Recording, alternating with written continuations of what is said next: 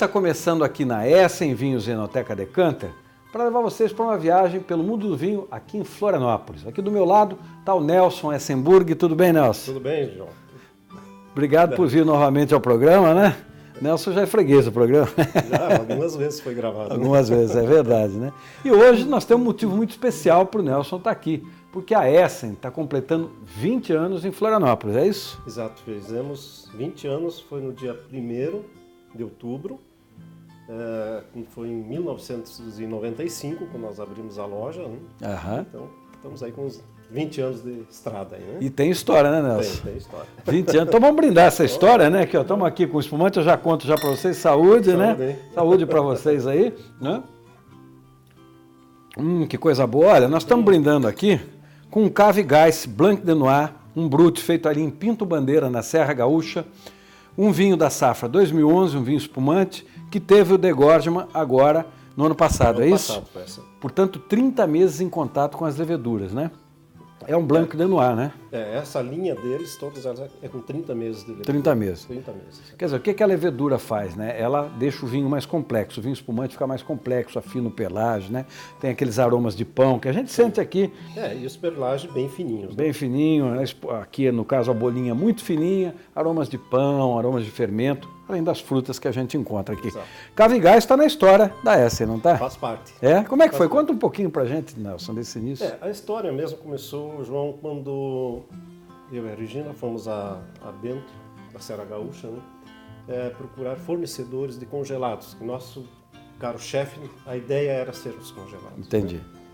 E quando chegamos, um irmão da Regina falou, por que vocês não trabalham com vinhos? Não estava nos planos, né? Olha, tem pequenas vinícolas que estão surgindo agora no mercado.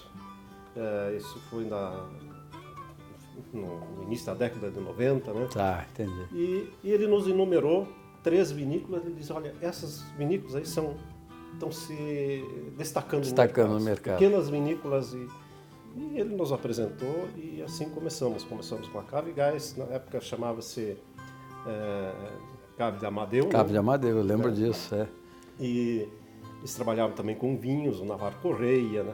Sim. E depois eles migraram, ficaram exclusivamente com espumante. Aham. A outra vinícola foi logo a Dalpisol, Tá. que também continua com nós até hoje, né?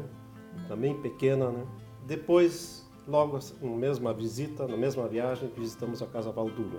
Então foram as 3 primeiras vinícolas que nós iniciamos, né? Que e bacana. estão até hoje conosco, né? Ah, que bacana.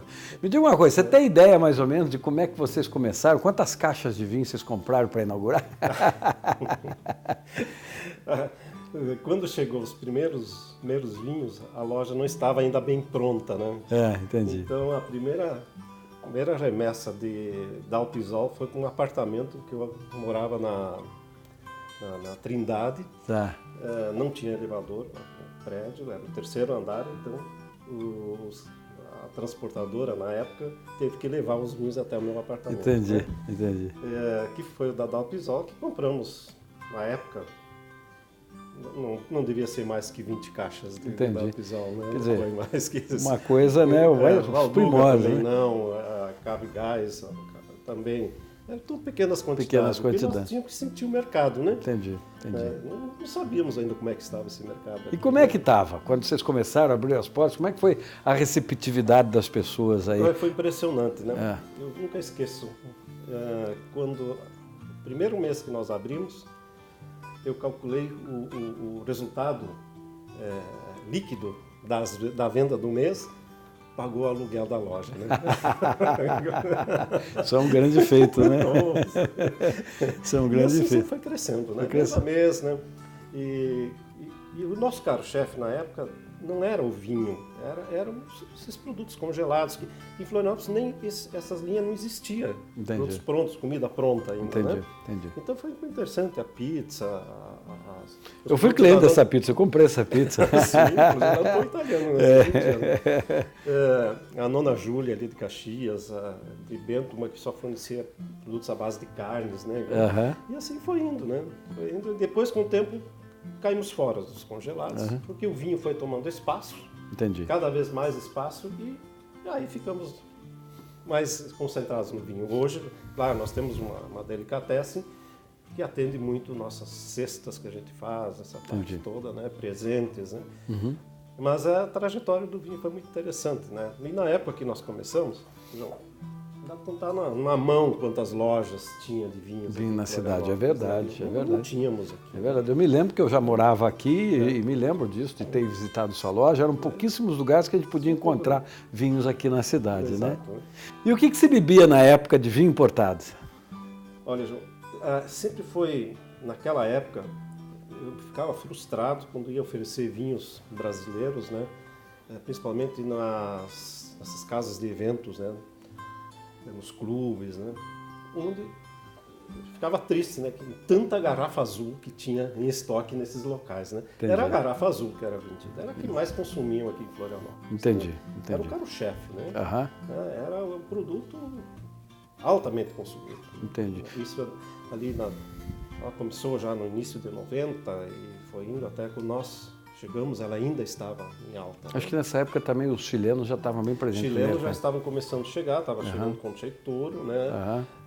Já se encontrava em restaurantes. As cartas de vinhos naquela época eram brasileiros, era basicamente alguns ali da Serra Gaúcha ou Almaden, dessas vinícolas maiores, né? As multinacionais, né? Na época. Depois vinham os importados, era o Conde Cheitoro, o Liebfraumilch, né? E depois mais tarde começou a aparecer outros. E o argentino, que era o Conde de Valmont. É verdade, bebi isso. Esses eram os vinhos que tinha. Não era cartas de vinho, era dentro do próprio cardápio. Né? No próprio cardápio, porque não havia cartas de vinho. Uma brochura, né, específica para o vinho, né? Não existia. Entendi. Que coisa, né? Que coisa, né? Nós vamos continuar essa conversa e vamos mostrar para vocês o que mudou, mas isso mais para frente. Por enquanto ainda vamos falar dos primórdios aqui, né? E me diga uma coisa, os restaurantes, como é que era o pedido? O que os restaurantes, o serviço do vinho nessa época, como é que era? O serviço não tem nada a ver com o que é hoje, né? Naquela época, os copos que existiam eram aqueles copos simples, né? Que tinha, entendi. Né? Espumante quase não se consumia, né? Era muito pequeno. Quando consumia eram uns prosecco italianos, né? Uns lambruscos, né? Se consumia muito pouco. E os restaurantes não tinham sommelier, hoje já temos inclusive a ABS aqui, né? Então essa parte de serviço era precária. O garçom tinha medo de atender um cliente se o cliente já fizesse uma pergunta um pouquinho mais complicada. Entendi. Né? Ele fugia disso. Entendi. Isso naquela época era assim, já totalmente diferente do que é hoje. Né? Entendi. Isso aí foi uma evolução muito grande. Quer dizer, foi um trabalho de desbravar o mercado mesmo a favor do vinho. Né? Foi mais ou menos como as cartas de vinho. Quando nós começamos a fazer cartas de vinho, a primeira carta de vinhos que a gente elaborou foi aqui na Rio Branco, a galeteria Casa de Coimbra. Me lembro dela. Naquela época, num computador, sem estava chegando, a gente fazia as cartas de vinho datilografado, né? Na máquina de escrever. E depois xaropeava, né? Era assim, não tinha outra, o recurso era aquele. Bacana, né? Que bacana. Então a gente fez as cartas de vinhos, já descrevendo vinho, já fazendo as coisas. Então, aí foi indo, né? E o segundo restaurante foi o João de Barros. São os dois primeiros que aceitaram fazer cartas de vinho. Que bacana, olha só, um pouco da história do vinho para você, aqui com o Nelson Essenburg, que está à frente da Essen, hoje numa parceria também com a Decanter, né, importadora. Hoje Essen e Decanter são parceiras aqui em Florianópolis e fazem um trabalho bacana. Bom, eu não vou cozinhar ainda nesse bloco, eu vou cozinhar no próximo bloco, vou fazer um prato brasileiríssimo para vocês. Muita gente acha que prato brasileiro não combina com vinho, claro que combina, né? Tudo combina com vinho, né? Prato estrangeiro, prato brasileiro, e vou fazer um pratinho brasileiro que é um clássico nacional, que a gente deve valorizar muito a nossa cozinha, acho que a nossa cozinha é muito rica. Eu já fiz aqui uma vez com o Dalpizol um galetinho, né?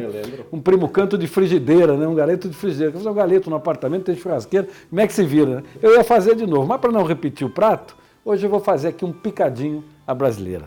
Vou usar um pouquinho de carne bovina, fazer um picadinho gostoso, farofinha, banana, um ovinho pochê, uma coisa bacana, e nós vamos apresentar um vinho nacional que combina bem com esse prato. não é? Então você não pode sair da sua poltrona, nos acompanhe aqui que a gente continua. Eu vou fazer um rápido intervalo e volto falando com a Regina Semburg, mulher do Nelson, que vai nos contar um pouco mais dessa história. Depois, no último bloco, eu volto com o Nelson para a gente falar mais para você saber exatamente como foi a formação da cultura do vinho nesse período aqui, que continua, né? A cultura do vinho nunca para, né? Não. É uma coisa que está em formação. Evolução, né? Exatamente. Bom, Nelson, vamos bater mais um brinde então? Vamos para o rápido intervalo. A gente volta já já. Saúde.